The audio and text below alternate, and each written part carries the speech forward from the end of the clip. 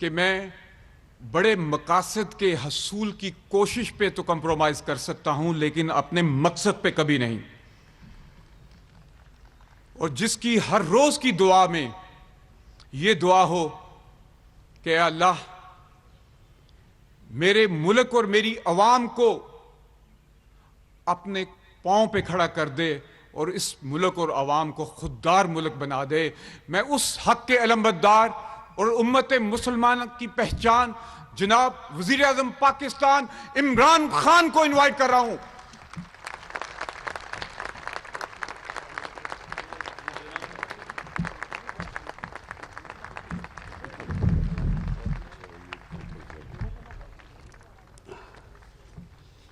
بسم اللہ الرحمن الرحیم. ایاک نعبد و ایاک نستعین.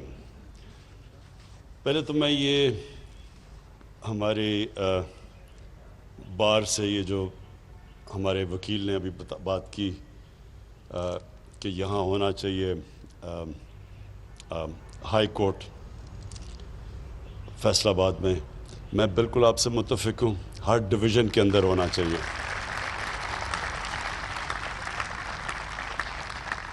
گورنمنٹ کی پرائمری ذمہ داری کہ ان کی عوام کے لیے وہ سہولتیں پیدا کرے، ان کی زندگی آسان کرے، یہ ہوتی ہے گورنمنٹ کی ذمہ داری.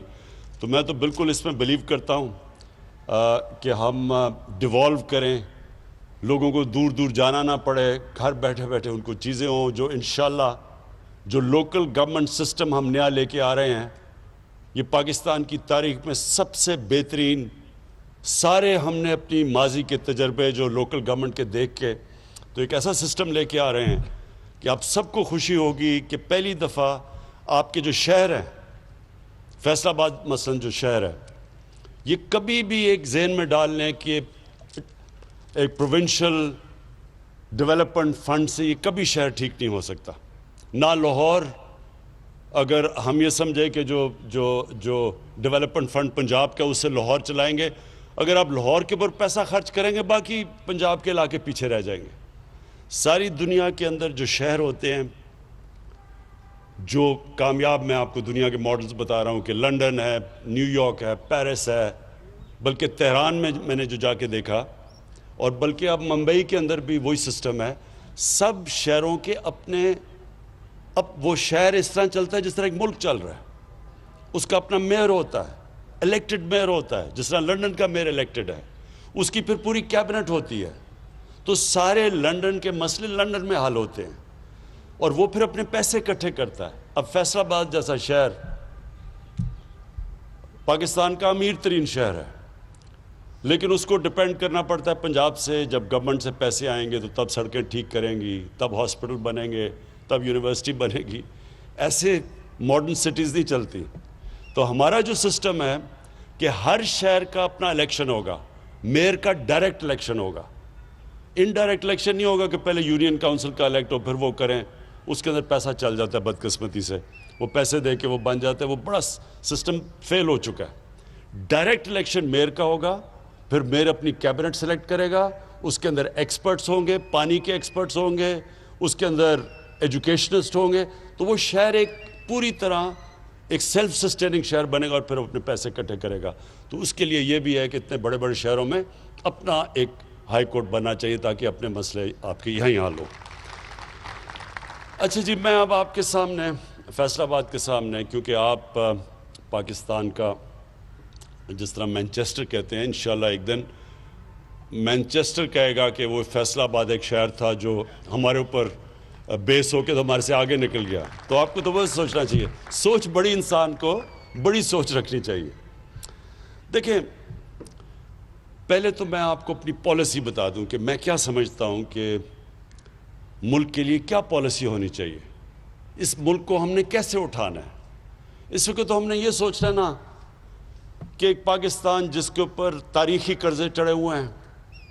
پاکستان کی تاریخ میں جو ہمیں 2018 کا پاکستان ملا، پاکستان کی تاریخ میں کبھی اتنا زیادہ قرضہ ملک پہ اندرونی اور بیرونی کبھی اتنا قرضہ نہیں چڑھا ہوا تھا. کبھی اتنے بڑے خسارے نہیں تھے. جو بھی حماد نے تقریر میں بتایا کہ جو ہمارا ٹریڈ کرنٹ اکاؤنٹ ڈیفیسٹ تھا وہ 20 ارب ڈالر کا تھا، پاکستان کی تاریخ کا سب سے بڑا ڈیفیسٹ. یعنی کہ کبھی بھی کوئی ملک آگے بڑھ ہی نہیں سکتا، کبھی بھی کوئی ملک کی صحت اچھی ہو ہی نہیں سکتی جبکہ اگر اس کے ملک کے اندر جو ڈالرز اندر آ رہے ہیں وہ کم ہیں اور جو ملک کے باہر ڈالرز جا رہے ہیں وہ زیادہ ہے.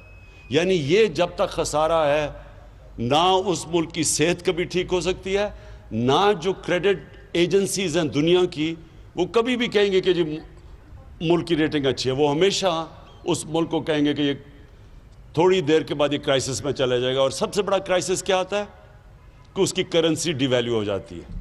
جب جتنا بڑا آپ کا کرنٹ اکاؤنٹ ڈیفیسٹ اتنا پریشر آپ کی کرنسی پہ پڑتا ہے، اور جب کرنسی گرتی ہے تو کیا ہوتا ہے، مہنگائی آ جاتی ہے. ہمیں بڑا برا بھلا کہا گیا جی مہنگائی کا، لیکن پوچھیں کہ مہنگائی کے پیچھے وجہ کیا تھی؟ سب سے بڑی وجہ یہ کہ جو ٹریڈ گیپ تھا پاکستان کا، کہ کتنی پاکستان کے اندر امپورٹس آ رہی ہیں اور پاکستان کتنی ایکسپورٹس کر رہا ہے، اس میں اس ملک کی تاریخ کا وہ خسارہ تھا 40 ارب ڈالر کا جو آج تک کبھی ملک اس کے قریب بھی نہیں گیا. جب 40 ارب ڈالر کا ٹریڈ گیپ ہو تو اس میں ملک کے کرنسی نے تو گرنا ہی ہے. اور کرنسی کو کیسے بچایا ہوا تھا؟ پہلے ہی ہمارے پاس ریزروز کم تھے، فورن کرنسی ریزروز. وہ ریزروز بھی بلڈ اپ کر رہے ہیں قرضے لے کے ریزروز بلڈ اپ کر رہے ہیں، اور وہ ریزروز کو خرچ کر رہے ہیں روپے کو سٹیبل رکھنے کے لیے. اور وہ جو پیسہ تقریباً میرے خیال میں 15 یا 20 ارب ڈالر انہوں نے 5 سال میں صرف پھینکا روپے کو اوپر رکھنے کے لیے. اس سے کہ آرٹیفیشلی روپے کو اوپر رکھا، ریزروز بھی اپنے ضائع کر دیے، اور سب سے زیادہ نقصان اپنی ایکسپورٹرز کو اور اپنی انڈسٹری کو پہنچایا. کیونکہ امپورٹ سستی ہو گئی ہیں، ایک تو انڈسٹری ادھر مار کھا گئی، اور جب ایکسپورٹس مہنگی ہو گئی تو ایکسپورٹس ہو نہیں رہی تھی تو ہماری ایکسپورٹس بھی گر گئی. تو جو ہمیں پاکستان ملا تھا وہ سب سے مشکل حالات میں، اور یہ بالکل ٹھیک کہہ رہا ہے کہ اسد عمر نے مجھے جب فائنانس منسٹر تھے تو انہوں نے مجھے بتایا کہ ہم لوگوں کو بتا نہیں سکتے کہ ہمارے پاس پیمنٹس دینے کے پیسے نہیں ہیں، کیونکہ اگر لوگوں کو پتہ چل جائے گا تو روپے کے اوپر رن ہو جائے گی، یعنی روپے اور گر جائے گا. اس لیے ہم بڑے مشکل وقت سے گزرے تھے، اور ہمارے باہر کے دوستوں نے ہماری اس وقت مدد کی جس کی وجہ سے ہم ڈیفالٹ سے بچ گئے. اور ڈیفالٹ آپ کو پتہ ہے، ڈیفالٹ کا مطلب یہ کہ روپے کے اوپر سیدھا پریشر روپے پہ جانا تھا، ہماری باہر ٹریڈنگ رک جانی تھی، ایکسپورٹس رک جانی تھی، اور روپے نے اور مزید گر جانا تھا. تو اللہ نے ہمیں اس بڑے مشکل وقت سے نکالا. اور آج جو جدھر ہم کھڑے ہیں، میں صرف اس سے پہلے آپ کو اپنی فلسفی بتا دوں. دیکھیں، ہم جب بڑے ہو رہے تھے، اسکولوں میں تھے 60s میں، تو 60s میں پاکستان ایک مثال دیا جا رہا تھا ڈیولپمنٹ ورلڈ کے اندر، کہ ہمارا پاکستان کا ماڈل بتایا جاتا تھا دنیا کو کہ یہ دیکھیں، یہ پاکستان کو دیکھیں کہ کیسے ترقی کر رہا ہے. ملیشیا، ساؤتھ کوریا، جو ساؤتھ کوریا آج دیکھیں کدھر پہنچ گیا، انہوں نے پاکستان کا جو فرسٹ 5 ایئر ڈیولپمنٹ پلان تھا، انہوں نے اس سے سیکھا تھا. اور پاکستان کی دنیا میں عزت کیوں تھی؟ کیوں دنیا میں جب پاکستان کا پریزیڈنٹ جاتا تھا امریکہ تو امریکن پریزیڈنٹ ایئرپورٹ پہ اس کو ریسیو کرنے آتا تھا. اور پاکستان کی ایک دنیا کے اندر ایک سٹیچر تھا. اور وہی نہیں، ہمارے ادارے بھی مضبوط تھے، ہماری جو ہاسپٹلز تھے، ہماری یونیورسٹیز تھیں، ان کو ریکگنائز دنیا میں کیا جاتا تھا. اور میرے ساتھ ملیشیا کے شہزادے آ کے HSN میں پڑھتے تھے، مڈل ایسٹ سے لوگ یہاں آیا کرتے تھے. آج جو دبئی لوگ چھٹیاں بنانے جاتے ہیں، دبئی کے جو شیخ تھے وہ کراچی اپنی چھٹیاں بنانے آتے تھے. تو پاکستان کا ایک مقام تھا. ہم کیسے نیچے آئے، یہ بڑی دکھ بھری کہانی ہے، لیکن اس کی ایک بہت بڑی وجہ میں آپ کو بتاتا ہوں کہ ان دنوں میں رائٹ لیفٹ کی پالیٹکس تھی. ان دنوں میں کولڈ وار پیک پہ تھی. پاکستان میں ایک پوری لیفٹسٹ موومنٹ چلی ہوئی تھی، سوشلسٹ موومنٹ. اور جب 1970 کے اندر جب ذوالفقار علی بھٹو جیتے تو انہوں نے سوشلزم، اسلامک سوشلزم کے نام پہ نیشنلائزیشن شروع کر دی. جب انہوں نے نیشنلائزیشن شروع کی تو اس وقت پاکستان کی انڈسٹری بھی ڈیولپ ہو رہی تھی، ہمارے بینک، پرائیویٹ بینکس بھی تھے، یعنی میں تھوڑے سے لوگوں کے پاس پیسہ جمع ہو گیا. ہونا کیا چاہیے تھا؟ دیکھیں ہمیشہ اپنی زندگی کا تجزیہ انسان کو کرنا چاہیے. کامیاب انسان ہمیشہ اپنی زندگی کو سوچتا ہے کہ میں کیا کر سکتا تھا تو بہتر ہو سکے. کامیاب ادارے بھی یہی کرتے ہیں, سارا وقت اپنی انالیسز کرتے ہیں کہ ہم کیسے اپنے آپ کو بہتر کر سکتے ہیں. جب ماضی کی غلطیوں کو اب مانتے ہیں تو اب اوپر جاتے ہیں. ہم نے کیا غلطی کی؟ ہم نے بجائے اس کے کہ جو اگر پیسہ تھوڑے سے خاندانوں کے پاس چلا گیا تھا تو قانون ایسے لے کے آتے کہ وہ پیسہ نیچے چلا جاتا غریبوں کے اوپر, جو چائنا نے کیا ہے. چائنا نے جیسے جیسے پچھلے 30 سال میں انڈسٹریلائز ہوا اور ان کی دولت بڑھتی گئی تو انہوں نے وہ پیسہ استعمال کیا لوگوں کو غربت سے نکالنے کے لیے. اور انسانی تاریخ میں کبھی بھی اتنے زیادہ لوگ غربت سے نہیں نکلے 30 سال میں جو انہوں نے 70 کروڑ لوگوں کو چائنا نے غربت سے نکالا. ویلتھ کریٹ کی, دولت بڑھائی, اس دولت سے انہوں نے لوگوں کو غربت سے نکالا. ہمیں بھی یہی کرنا چاہیے تھا. ہم نے نیشنلائزیشن پہ چلے گئے, ساری ہم نے اپنی انڈسٹریلائزیشن روک دی, اور ایک مائنڈ سیٹ بھی بدل گیا کہ جس طرح ہمارے جو بیوروکریٹس بھی تھے, کئی پولیٹیشنز بھی یہ تھے کہ کوئی اگر زیادہ پیسہ بناتا تھا تو اس کو بری چیز سمجھی جاتی, جرم سمجھا جاتا تھا. کبھی بھی ایک معاشرہ آگے نہیں بڑھ سکتا جب آپ پروفٹ میکنگ کو, منافع کمانے میں اگر آپ اس کو جرم کہہ دیں. کیونکہ کوئی انویسٹ اس لیے تو نہیں کرتا کہ وہ خراج دینے کے لیے انویسٹ تو نہیں کرتا, وہ پیسے بنانے کے لیے کرتا ہے. لیکن ہاں جائز طریقے سے پیسہ بنائے, ٹیکس بھی دے, پروفیٹیرنگ نہ کرے. یہ جو اس کو چینی کا مافیا ہے, انہوں نے یہ جو ابھی کمپٹیشن کمیشن کی رپورٹ آئی ہے تو انہوں نے تو یہ کہا کہ انہوں نے مل کے کارٹلائزیشن کی ہے, مونوپلی بنا کے تو چینی کی قیمت اوپر لے کے گئے. اس کے خلاف ہے. آپ جائز طریقے سے نفع کمائیں, گورنمنٹ ہم خوش ہوتے ہیں کیونکہ جب نفع بنے گا ہی تو مزید اور سرمایہ کاری ہوگی. تو جو ہماری اب پالیسی ہے, میں آج آپ کو کہہ دوں کہ ہماری اب پوری کوشش ہے کہ پاکستان انڈسٹریلائزیشن کی طرف چلے, پاکستان اپنی ایکسپورٹس بڑھائے. گورنمنٹ کا کام اس کو فیسیلیٹیٹ کرنا ہے, ان کے لیے آسانیاں پیدا کرنا ہے. یہ جو بھی حماد نے کہا ایز آف ڈوئنگ بزنس, اس میں سارا وقت اب ہماری گورنمنٹ کام کر رہی ہے کہ کیسے ہم اپنے بزنس کمیونٹی, اپنے سرمایہ کاروں کے لیے آسانی کریں تاکہ وہ سرمایہ کاری کریں, تاکہ نوکریاں پیدا ہوں, تاکہ ہم روزگار بڑھائیں اور تاکہ ہم غربت کم کریں. تو یہ جو سائیکل تب ہوگا جب ہم اپنی انڈسٹریل کلاس کے لیے آسانیاں پیدا کریں گے. تو ایک تو وہ بھی ہم کر رہے ہیں. FBR کے اندر اس وقت مسلسل ایک ریفارم پروسیس چل رہا ہے, آٹومائزیشن کی طرف جا رہے ہیں, ٹیکنالوجی کو استعمال کر رہے ہیں تاکہ یہ جو بیچ میں سے یہ جو ہیومن انٹریکشن کم ہو, تاکہ جو رشوت لی جاتی ہے اور جو ہراسمنٹ کی جاتی ہے وہ کم ہو. تو یہ مسلسل اب ہماری ایک جدوجہد چل رہی ہے. جو ہم نے انسینٹیوز دی اپنی ایکسپورٹرز کو, مجھے بڑا اللہ کا شکر کرتا ہوں کہ اس کا نتیجہ آ گیا, ہماری ایکسپورٹس بڑھنی شروع ہو گئی ہیں. ہم ایک مشکل وقت میں, یعنی یہ جو کرونا کا جو یہ پچھلے 6 مہینے گزرے ہیں, ساری دنیا کے اوپر ایک مشکل ترین وقت سے دنیا گزری ہے. اس سے اللہ کا کرم ہے کہ ہم نے جو فیصلے کیے اس مشکل وقت میں, ہم نے اپنے غریب لوگوں کو بھی بچا لیا, یعنی بچا لیا بنسبت باقی ملکوں میں جو ہو رہا ہے, جو ہندوستان میں ہو رہا ہے. اس وقت ہندوستان میں غربت بڑی تیزی سے اوپر گئی ہے. ہم نے جو فیصلے کیے اس سے ہم نے اپنے غریب لوگوں کو بھی بچا لیا, اور اس کے علاوہ ہم نے اپنی انڈسٹری کو بچا لیا, ایکسپورٹرز کو بچا لیا. اور یہ ہمارے فیصلے اس لیے بہتر ہو گئے کہ مسلسل ہم نے بیلنس کرنا تھا کہ ایک طرف لوگوں کو کرونا سے بھی بچانا تھا, دوسری طرف اپنے ملک کو بھی بچانا تھا, اپنی معیشت کو بھی بچانا تھا, اپنے انڈسٹری کو بھی بچانا تھا. تو یہ اس کے لیے میں اپنی ٹیم کو خراج تحسین پیش کرتا ہوں. جو کرونا کی ہماری جو NCOC بنی ہوئی تھی, مسلسل ہمیں انہوں نے ایکسپرٹس کے ساتھ مسلسل ہمیں فیڈ بیک دیتے رہے, اس کے لیے ہمارے فیصلے اچھے ہوئے. دوسری طرف حماد کو اور اکنامک ٹیم کو میں خراج تحسین پیش کرتا ہوں کہ انہوں نے بھی سارا وقت سوچا کہ انڈسٹری کو نقصان نہ ہو، کیسے اپنے لیبر کو بھی وہ رکھ سکیں، اور ان کے لیے انہوں نے فیسلٹیز پیدا کی. اسٹیٹ بینک گورنر اس نے بڑا زبردست کام کیا، مسلسل کوشش کرتے رہے، میٹنگز ہماری ہوتی رہی، ہم اپنی بزنس کو، اپنے لیبر کو بچاتے گئے.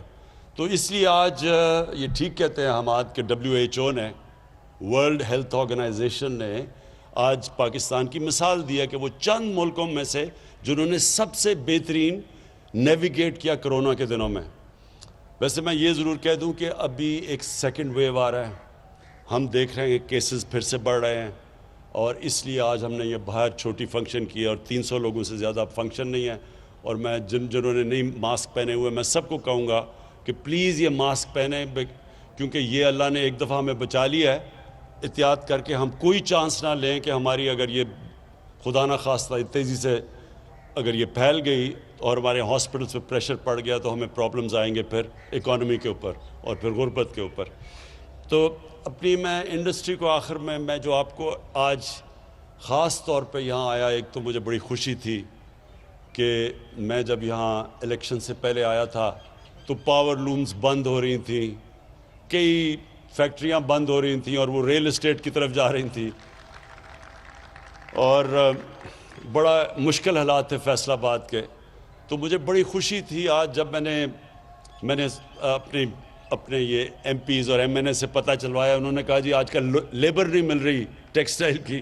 تو مجھے بڑی خوشی ہوئی اس چیز کی کہ شکر ہے ہماری روزگار بڑھ رہا ہے. مجھے ایک اور بھی میٹنگز کے اندر بڑی اچھی بات آج سجیشن دیا گیا، اور میں اپنے چیف منسٹر کو یہ کہوں گا کہ ہمیں اب سکلز، ٹیکسٹائل سکلز کے لیے انسٹیٹیوٹس بنانی ہیں تاکہ ان کو ٹریننگ کروائیں، کیونکہ آپ کو ویلیو ایڈنگ کے لیے بھی آپ کو لیبر چاہیے.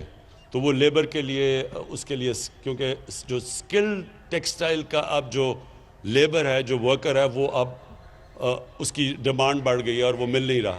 تو اس لیے ہمیں اس کو بھی کرنا چاہیے، کیونکہ انشاءاللہ ہم جیسے ہماری ایکسپورٹس بڑھیں گی، اور میں آپ کی جس طرح حماد نے بھی آپ سے سب سے اپیل کی کہ مزید اور آپ انویسٹمنٹ کریں، اور انویسٹمنٹ اس سوچ سے کریں اور بے فکر ہو کے کریں کہ یہ اب آپ کے پاس ایسی گورنمنٹ آئی ہے جس کا کام ہے آپ کے مسئلے حل کرنا.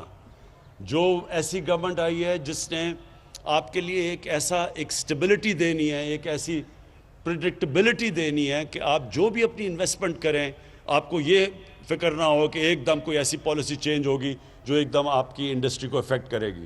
ہمارا کام ہے آپ کی انڈسٹری کی مدد کرنا، کیونکہ اس سے ایک آپ روزگار لوگوں کو دیں گے، اور دوسرا ویلتھ کریٹ کریں گے. ملک میں جتنی آپ دولت بڑھتی جائے گی، ملک میں آسانی ہوگی اپنے قرضے واپس کرنے میں. ہمارے اوپر ایک تو قرضوں کا پہاڑ چڑھا ہوا ہے، اور وہ تب ہی ہم اتار سکیں گے جب انڈسٹریلائزیشن ہوگی اور جس سے ویلتھ کریشن ہوگی، پیسہ آئے گا ہی تو ہم قرضے واپس کریں گے. تو اس لیے ہماری یہ پالیسی ہے کہ ہم آپ کو پوری طرح سپورٹ کریں گے، فیسیلیٹیٹ کریں گے، آپ کے لیے آسانیاں پیدا کریں گے. فیصل آباد وہ شہر ہے جو کہ پاکستان کی انڈسٹریل سٹی ہے، جس کے لیے انشاءاللہ آپ دیکھتے رہیں گے کہ ابھی CM پنجاب سے بھی بات ہو رہی تھی کہ آپ کے لیے آپ کی سڑکوں کا جو بھی حال ہے، اس کو انشاءاللہ اس میں بھی انویسٹ کریں گے. کراچی ہمارا ہے، اس کے لیے ہم نے بڑا پیکج تیار کیا ہوا ہے، کیونکہ یہ نہیں کہ فیصل آباد نے مجھے ووٹ دی اور کراچی نے مجھے ووٹ دی، اس وجہ سے نہیں، کیونکہ آپ پاکستان کے انڈسٹریل ہبز ہیں. آپ اوپر جائیں گے تو پاکستان اوپر جائے گا. تو اس لیے ہماری پوری کوشش ہے آپ کی مدد کرنے کے لیے. وہ اور بات ہے کہ آپ میں ماشاءاللہ اتنا شعور تھا کہ آپ نے صحیح پارٹی کو ووٹ دے دی، لیکن اس کے باوجود ہم اس لیے کریں گے کیونکہ ہماری اس وقت انڈسٹریلائزیشن، یہ 1960s کے بعد یہ پہلی دفعہ وہ گورنمنٹ آئی ہے جس کا مین پالیسی، اس کا فیصلہ کیا ہوا ہے ہم نے کہ ہم نے پاکستان کو انڈسٹریلائز کرنا ہے. تو جو بھی آگے پالیسیز بنیں گی آپ کے ساتھ مشاورت میں بنیں گی. ہم کانسٹنٹلی آپ کے ساتھ مشاورت اس لیے کریں گے کہ آپ کی انپٹ آئے گی تو ہم آپ کی رکاوٹیں دور کرتے جائیں گے. اور پھر اللہ کا شکر ہے کہ جو اس وقت پاکستان کے انڈیکیٹرز ہیں، ہماری جو اکانومی چلنی شروع ہو گئی ہے، ہماری جو کنسٹرکشن انڈسٹری ہے جو کہ سب سے زیادہ شہروں میں لوگوں کو روزگار دیتی ہے، کنسٹرکشن انڈسٹری چل پڑی ہے، اور اس کے ساتھ 30 اور انڈسٹریز جو ریلیٹڈ ہیں ان کے اندر کام شروع ہو گیا ہے. اور کنسٹرکشن انڈسٹری کو جو پیکج دیا وہ بھی پاکستان کی تاریخ میں پہلی دفعہ ایک اپنی کنسٹرکشن انڈسٹری کو اس طرح کا پیکج دیا. تو کنسٹرکشن انڈسٹری، ٹیکسٹائل انڈسٹری، اور اس کے علاوہ جو ہم نے اپنے ورکرز کو اب ٹرین کرنا ہے، لیبر کو ٹرین کرنا ہے تاکہ وہ بھی ویلیو ایڈڈ ہو. وہ بھی مجھے پتہ ہے کہ پرابلمز آ رہے ہیں ہماری اب انڈسٹریلائزیشن کے اندر، تو وہ ساتھ ساتھ ہمارا چلے گا. ہم نے اپنے جو بینکنگ سیکٹر ہے، جو ہم نے اسٹیٹ بینک آف پاکستان ہے، کبھی بھی اسٹیٹ بینک نے اس طرح کی اپنی انڈسٹری کی اور کنسٹرکشن سیکٹر کی مدد نہیں کی جو آج وہ کر رہا ہے. وہ بھی کانسٹنٹلی آپ کو فیسیلیٹیٹ کر رہا ہے آپ کے لیے آسانیاں پیدا کرنے کے لیے. اور میں آخر میں آپ سب کا شکر گزار ہوں. میں جو پاکستان کی جو انڈسٹریلسٹ یہاں بیٹھے ہوئے ہیں، آپ کو پھر سے آخر میں شور کرتا ہوں کہ ہمارا اب انٹرسٹ یہ ہے کہ آپ جس طرح ایک دفعہ 60s میں انڈسٹریز کو پوری طرح پروموٹ کیا گیا تھا اور اس کی وجہ سے پاکستان آگے نکل گیا تھا سارے خطے میں، اسی طرح اب بھی ہم آپ کو کریں گے.